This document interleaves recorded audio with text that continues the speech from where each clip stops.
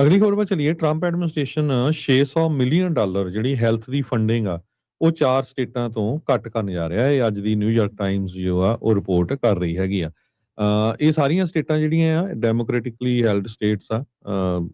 ਇਹਨਾਂ ਦੇ ਵਿੱਚ ਜੋ ਫੰਡਿੰਗ ਹੁੰਦੀ ਸੀ $600 ਮਿਲੀਅਨ ਦੀ ਹੈਲਥ ਫੰਡਿੰਗ, ਉਹਦੇ ਨਾਲ HIV ਪ੍ਰੀਵੈਂਸ਼ਨ ਤੇ ਹੋਰ ਸਰਵੇਲੈਂਸ ਤੇ ਵੈਰਾਈਟੀ ਆਫ ਫੰਕਸ਼ਨਸ ਉਹਨਾਂ ਦੇ ਲਈ ਯੂਜ਼ ਕੀਤੀ ਜਾਂਦੀ ਸੀ।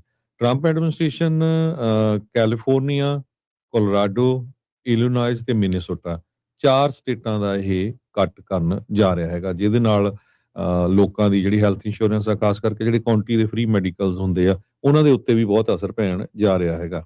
ਇਹ ਜੋ ਫੰਡਸ ਹੈਗੇ ਆ ਇਹ ਸੈਂਟਰ ਫॉर ਡਿਸੀਜ਼ ਕੰਟਰੋਲ ਤੇ ਪ੍ਰੀਵੈਂਸ਼ਨ ਉਹਨਾਂ ਵੱਲੋਂ ਐਡਮਿਨਿਸਟਰ ਕੀਤੇ ਜਾਂਦੇ ਆ ਤੇ ਗ੍ਰਾਂਟਸ ਦਿੱਤੀਆਂ ਜਾਂਦੀਆਂ ਹੈਗੀਆਂ ਆ ਤਾਂ ਕਿ ਜਿਹੜੀਆਂ ਸਟੇਟਸ ਆ ਉਹ ਸਟਾਫ ਨੂੰ ਹਾਇਰ ਕਰ ਸਕਣ, ਆਪਣਾ ਜਿਹੜਾ ਡਾਟਾ ਆ ਉਹਨੂੰ ਮਾਡਰਨਾਈਜ਼ ਕਰ ਸਕਣ, ਜੇ ਕੋਈ ਡਿਸੀਜ਼ ਆਊਟਬ੍ਰੇਕ ਹੁੰਦੀ ਆ ਉਹਨੂੰ ਮੈਨੇਜ ਕਰ ਸਕਣ। ਸੋ ਕੁਛ ਪ੍ਰੋਗਰਾਮ ਜਿਹੜੀਆਂ ਸਪੈਸੀਫਿਕ ਕਮਿਊਨਿਟੀਜ਼ ਦੇ ਉੱਤੇ ਏਮ ਕਰਦੇ ਹੈਗੇ ਆ। ਸੋ ਜੋ ਕੱਟਸ ਆ ਉਹਨਾਂ ਨੂੰ ਫਾਈਨਲਾਈਜ਼ ਇਸ ਵੀਕ ਕੀਤਾ ਜਾਊਗਾ ਤੇ ਜਾਂ ਆਉਣ ਵਾਲੇ ਕੁਝ ਹਫ਼ਤਿਆਂ ਦੇ ਵਿੱਚ। ਸਭ ਤੋਂ ਪਹਿਲਾਂ ਇਹਨੂੰ ਨਿਊਯਾਰਕ ਪੋਸਟ ਨੇ ਰਿਪੋਰਟ ਕੀਤਾ ਸੀ ਤੇ ਅੱਜ ਨਿਊਯਾਰਕ ਟਾਈਮਜ਼ ਜੋ ਆ ਰਿਪੋਰਟ ਕਰ ਰਹੀ ਹੈਗੀ ਆ।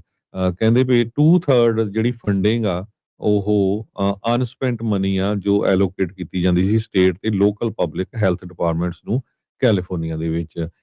ਇਹ ਗ੍ਰਾਂਟਸ ਟਰਮੀਨੇਟ ਕੀਤੀਆਂ ਜਾਂਦੀਆਂ।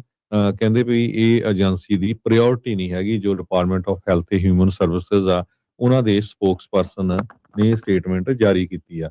ਕਹਿੰਦੇ ਵੀ 2 ਦਰਜਨ ਦੇ ਕਰੀਬ ਜਿਹੜੀਆਂ ਗ੍ਰਾਂਟਸ ਆ ਉਹ ਹੁਣ ਉਹਨੂੰ ਏਮ ਕੀਤਾ ਗਿਆ ਹੈ ਉਹਨਾਂ ਨੂੰ ਜੋ HIV ਨੂੰ ਫਾਈਟ ਕਰਨਗੀਆਂ ਤੇ ਹੋਰ ਸੈਕਸ਼ੂਅਲੀ ਟਰਾਂਸਮਿਟਡ ਇਨਫੈਕਸ਼ਨਸ ਨੂੰ। ਡਾਕਟਰ ਡੈਬ ਹੌਰੀ ਜੋ CDC ਦੇ ਚੀਫ ਮੈਡੀਕਲ ਆਫੀਸਰ ਆ ਉਹ ਰਿਜ਼ਾਈਨ ਕਰ ਗਏ ਸੀ ਅਗਸਤ ਮਹੀਨੇ ਦੇ ਵਿੱਚ ਤੇ ਉਹਨਾਂ ਨੇ ਵੀ ਇਸ ਗੱਲਬਾਤ ਦੇ ਬਾਰੇ ਪਹਿਲਾਂ ਜਿਹੜਾ ਆ ਲੋਕਾਂ ਨੂੰ ਦੱਸਿਆ ਸੀਗਾ। ਸੋ ਕਹਿੰਦੇ ਵੀ ਇਹ ਕਾਫੀ ਕੰਸਰਨਿੰਗ ਹੈਗਾ। HHS ਜੋ ਪਬਲਿਕ ਹੈਲਥ ਦੀ ਫੰਡਿੰਗ ਆ ਉਸ ਨੂੰ ਕੱਟ ਕਰ ਰਹੀ ਹੈਗੀ ਆ। $7.2 ਮਿਲੀਅਨ ਅਮਰੀਕਨ ਮੈਡੀਕਲ ਐਸੋਸੀਏਸ਼ਨ ਇਨ ਇਲੀਨਾਇਸ ਜੋ ਜੈਂਡਰ ਟ੍ਰਾਂਜੀਸ਼ਨ ਫॉर ਚਿਲਡਰਨ ਉਹਨਾਂ ਦੇ ਕੱਟ ਹੋਏ ਆ। $5.2 million Lurie children hospital of Chicago ਜੋ for increasing HIV prevention therapy among black women. $8,76,000 prevention research center at university of California San Francisco reducing social isolation among older LGBTQ adults. So ਇਦਾਂ ਦੀਆਂ ਕਈ ਪਹਿਲਾਂ funding ਕੱਟ ਹੋਈਆਂ। ਹੁਣ ਜਿਹੜੀ ਨਵੀਂ ਆ ਇਹ ਡਿਫਰੈਂਟ ਆ ਪਹਿਲੀਆਂ ਜਿਹੜੀਆਂ ਮੈਂ ਆਰਗੇਨਾਈਜੇਸ਼ਨਸ ਦੀਆਂ ਨਾਂ ਲਈਆਂ ਉਹਨਾਂ ਤੋਂ ਬਿਨਾਂ। ਜੀ।